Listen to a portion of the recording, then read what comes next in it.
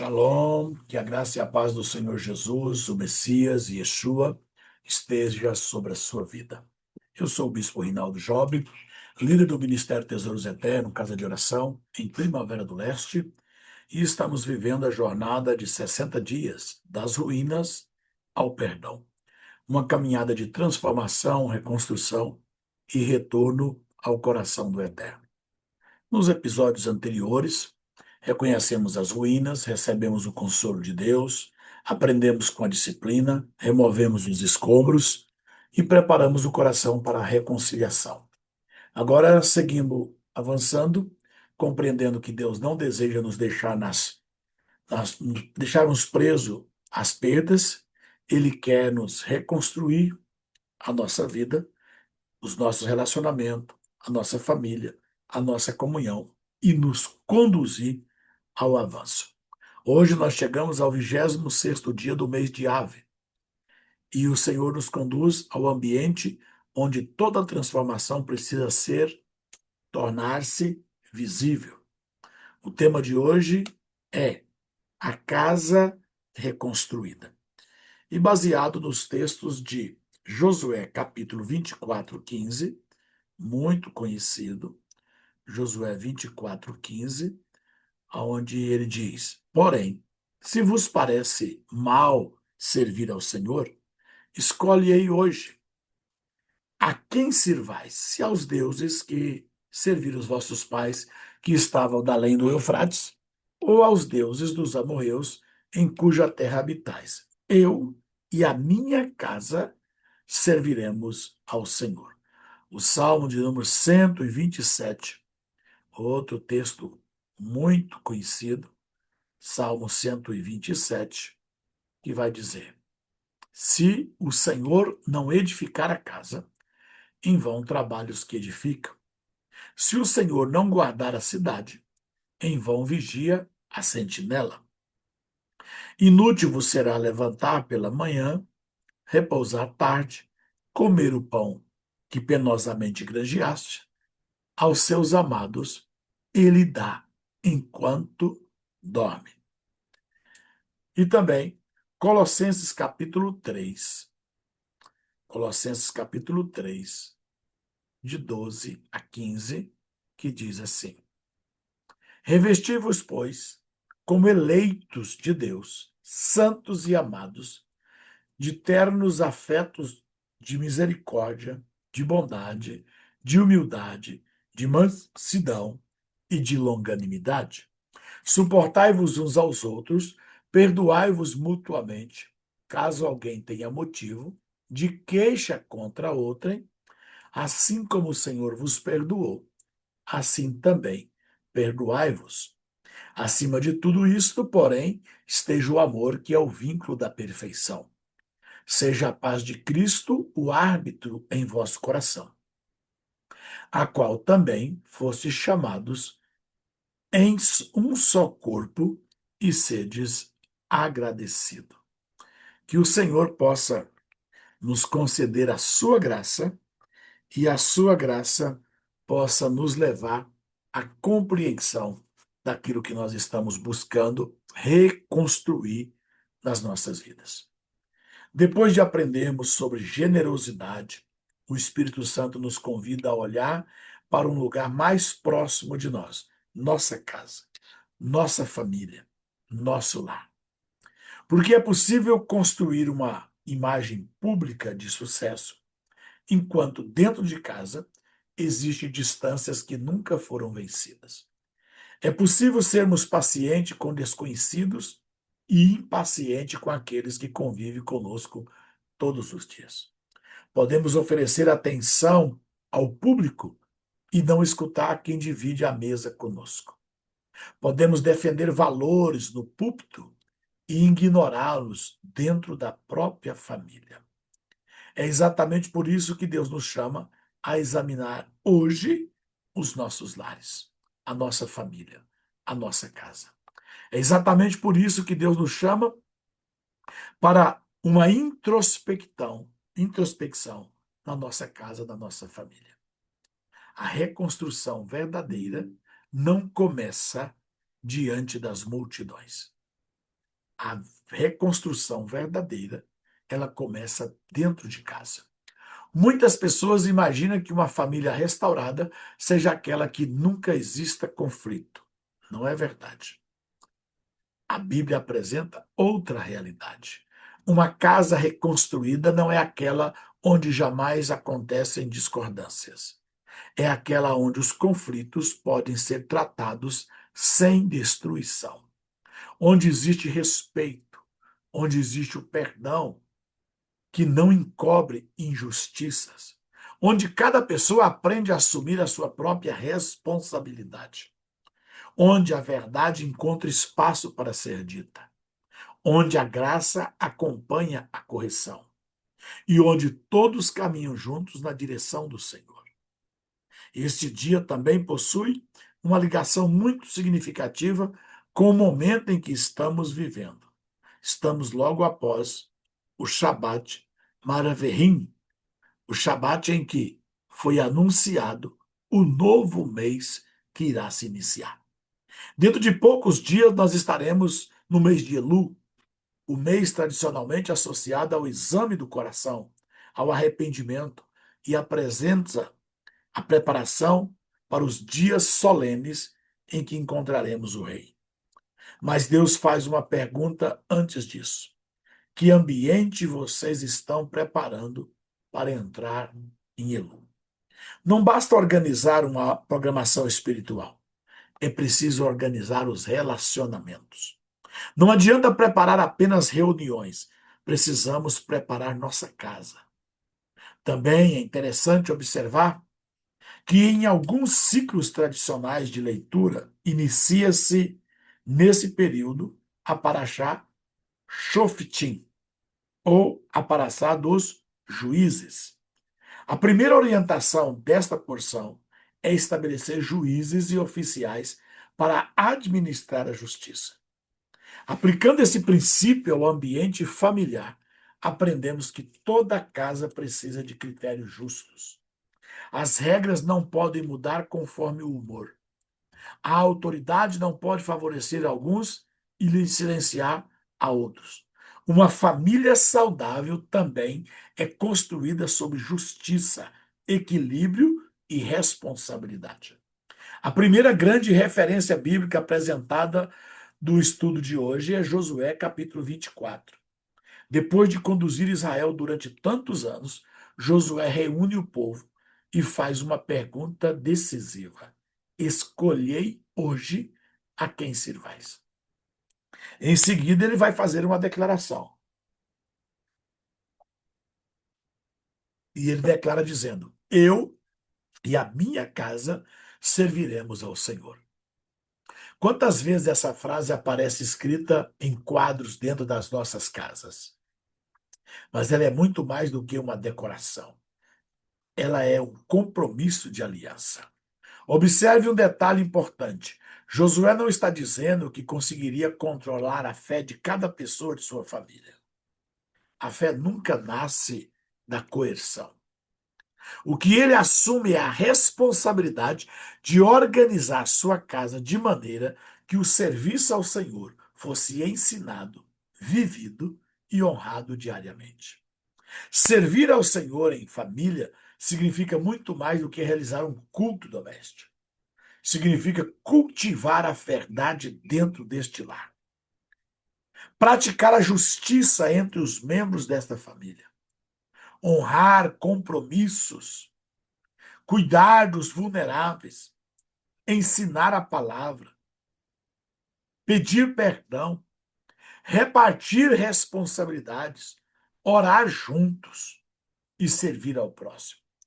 Essa declaração precisa deixar de ser apenas um versículo pendurado na parede e transformar-se na cultura das nossas casas. É exatamente aqui que precisamos fazer uma pergunta sincera. Nossa casa realmente pertence ao Senhor? Ou apenas dizemos que pertence? Porque uma casa pertence ao Eterno quando as pessoas são tratadas com dignidade, quando o dinheiro é administrado com honestidade, quando os adultos assumem suas responsabilidades, quando os filhos podem fazer perguntas, quando os erros podem ser reconhecidos, quando os limites são respeitados, quando a fé não é usada para controlar, quando o trabalho é repartido, quando o perdão caminha junto com a verdade e quando ninguém precisa fingir que está tudo bem apenas para preservar uma aparência. A fé familiar sempre será reconhecida pelos frutos e, procedendo assim, você vai poder dizer: eu e a minha casa servimos ao Senhor. Não é ser crente, é muito além de ser crente. E é justamente esse fundamento que o Salmo 127 começa a revelar ao afirmar que se o Senhor não edificar a casa, todo esforço humano perde a verdadeira direção. O Salmo de número 127 apresenta uma declaração que precisa ser levado muito mais a sério por toda a família que deseja viver segundo os caminhos do Senhor. Se o Senhor não edificar a casa, em vão trabalhos que edificam. A palavra hebraica utilizada para casa é bait. Não se refere apenas ao edifício. Ela pode indicar a família, a linhagem, o ambiente onde a vida acontece. Isso significa que Deus não está falando apenas sobre paredes, está falando sobre relacionamento, sobre legado, sobre a cultura construída diariamente dentro do lar. O salmista não condena o esforço humano, pelo contrário, ele mostra que organizar, trabalhar, promover, ensinar, corrigir, proteger, ouvir, planejar faz parte da responsabilidade da família. Mas tudo isso precisa estar submetido aos princípios do eterno. Porque uma casa nunca será verdadeiramente edificada quando é sustentada pela mentira, pelo medo, pela manipulação, pelos gritos, pela culpa, pela aparência religiosa, ou pelo uso do dinheiro como instrumento de controle. Esses materiais jamais produzem uma construção duradoura. Somente o Senhor pode estabelecer fundamentos que permaneçam. Provérbios 24 amplia essa compreensão, dizendo que a casa é edificada pela sabedoria, firmada pelo entendimento e preenchida pelo conhecimento. Observe como esses três elementos trabalham junto. A sabedoria aplica a verdade à vida. O entendimento procura compreender pessoas, momentos e consequências. O conhecimento fornece o conteúdo necessário para orientar decisões. Isso significa que uma família saudável não é construída apenas por sentimentos. O amor precisa ganhar forma. Ele aparece na organização, no orçamento, nos horários, na alimentação, no descanso, nos limites, nos estudos, na comunicação. O amor deixa de ser apenas uma emoção e torna-se uma maneira de viver todos os dias.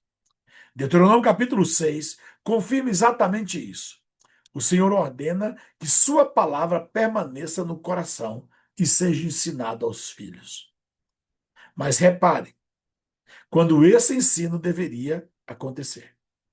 Sentado em casa, andando pelo caminho, ao deitar, ao levantar. A educação espiritual acontece durante a vida comum. Não é somente nos cultos, na igreja, na escolinha. Os filhos aprendem muito mais antes de ouvir uma aula, eles observam. Percebam que os pais tratam quem discorda, como administra o dinheiro, como fala sobre outras pessoas, como cumprem promessas, como reage ao cansaço, como pedem perdão, como enfrentam os próprios erros. A maior lição dentro de casa nunca é aquela que foi apenas falada. É aquela que foi vivida diante dos olhos da família. O estudo que estamos fazendo apresenta 4 pedras fundamentais para reconstruir uma casa. A primeira é a presença. A presença não significa apenas estar fisicamente dentro do mesmo ambiente. É possível morar na mesma casa e permanecer emocionalmente distante. Presença significa oferecer atenção verdadeira, guardar o celular por alguns minutos, olhar nos olhos, ouvir sem interromper, perceber quando alguém mudou, participar dos momentos simples, cumprir aquilo que prometemos em relação ao tempo da família. Não transformar toda a conversa em correção. Famílias não precisam passar 24 horas juntas para serem saudáveis, mas também não pode viver recebendo apenas o tempo que sobra depois de todas as outras prioridades. A segunda pedra é a escuta. Tiago ensina que devemos ser prontos para ouvir e tardios para falar. Dentro de casa fazemos exatamente o contrário muitas vezes. Interrompemos, respondemos antes da explicação, preparamos nossa defesa enquanto a outra pessoa ainda está falando. Escutar não significa concordar com tudo. Significa permitir que a pessoa seja compreendida antes da resposta. Perguntas simples podem transformar completamente o ambiente familiar. Como você está de verdade? O que aconteceu? O que você gostaria que eu compreendesse? Você deseja um conselho ou apenas precisa ser ouvido? Uma casa começa a ser restaurada quando as pessoas deixam de repartir para falar, deixam de competir para falar e passa a procurar compreender uma às outras. A terceira pedra é a honra. Quando não significa honrar, escolher alguém perfeito. A honra não significa considerar os perfeitos. Também não significa aceitar ordens injustas. Na Bíblia, honra é reconhecer dignidade, responsabilidade e valor que há nos outros. Os filhos honram os pais por meio do respeito, da gratidão e da consideração. Os pais devem honrar os filhos quando deixam de humilhá-los, cumprem promessas, escutam, protegem e corrigem com equilíbrio. Efésios capítulo 6 não fala apenas aos filhos, também fala aos pais. A autoridade familiar sempre caminha acompanhada de responsabilidade.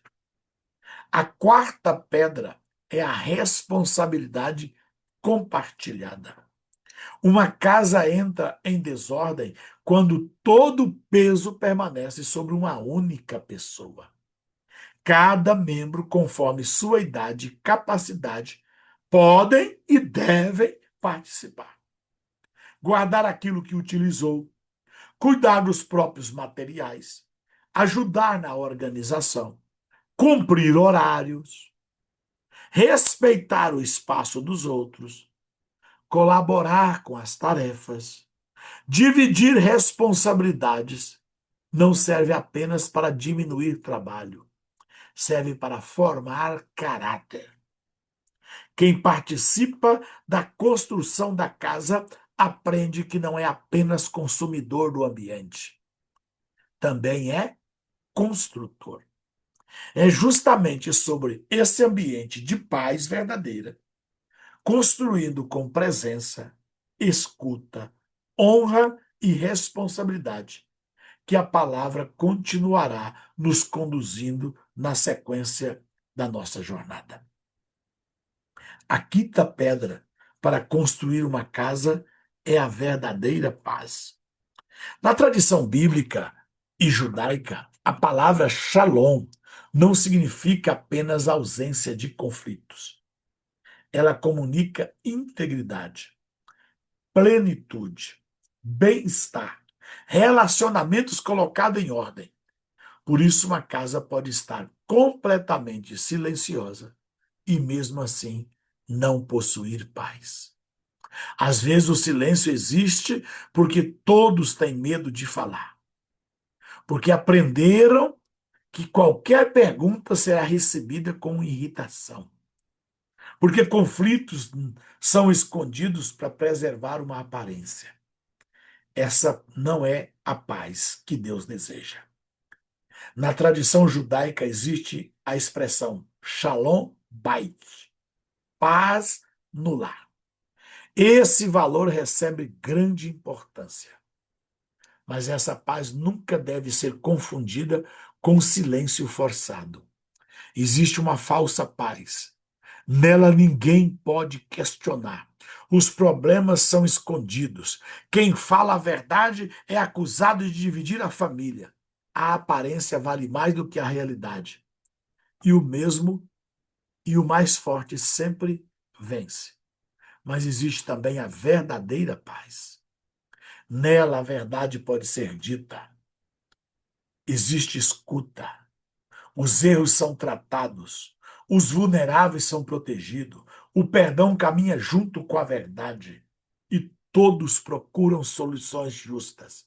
Essa é a paz que o Senhor deseja estabelecer dentro dos nossos lares.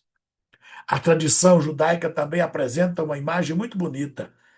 Em Pirkei Avot, a ética dos pais, encontramos o ensino de que a casa deve permanecer aberta para acolher pessoas com hospitalidade e dignidade. É importante compreender corretamente essa aplicação. Ela não significa abrir a casa indiscriminadamente ou ignorar questões de segurança. Hospitalidade precisa caminhar junto com prudência. O princípio é outro. Uma casa edificada por Deus não vive apenas para si mesma. Ela pode tornar-se lugar de alimento, de conselho, de oração, de descanso, de escuta, de comunhão. Quando Deus reconstrói uma família, ela passa a abençoar também outras pessoas. O apóstolo Paulo mostra como essa reconstrução acontece em Colossenses 3. Ele diz que devemos nos revestir da compaixão, bondade, humildade, mansidão, paciência, perdão, amor e paz. A imagem é muito significativa. Todos os dias escolhemos a roupa que vestiremos. Da mesma maneira, todos os dias escolheremos também as atitudes que levaremos para dentro de casa. Será que nossa família encontra em nós compaixão? Será que a nossa família encontra em nós bondade? Ou apenas crítica? Ou eles encontram a impaciência? Nossos familiares encontram humildade? Ou eles encontram em nós apenas orgulho? Nossa família encontra em nós perdão? Ou encontra apenas acusações permanentes? O amor verdadeiro sempre se torna visível nas atitudes cotidianas. Outro aspecto indispensável é aprender a pedir perdão dentro da própria casa. Talvez seja exatamente ali que essa prática seja mais necessária. Precisamos aprender a dizer: eu errei. O que eu fiz não foi correto. Não quero justificar a minha atitude. Peço perdão. Como posso reparar esse dano? Perceba como essas frases são específicas. Muito diferente de um simples desculpe por tudo. A confissão verdadeira demonstra que compreendemos exatamente aquilo que precisamos mudar. Ao mesmo tempo, a palavra continua ensinando que perdão não elimina limites. Quando existe comportamento perigoso, violência, ameaça ou abuso, a prioridade continua sendo proteger as pessoas e procurar ajuda responsável. Nenhum texto bíblico deve ser usado para obrigar alguém a permanecer em situações inseguras. O nosso estudo também faz um alerta importante sobre liderança dentro da família. Liderança nunca significa autoritarismo.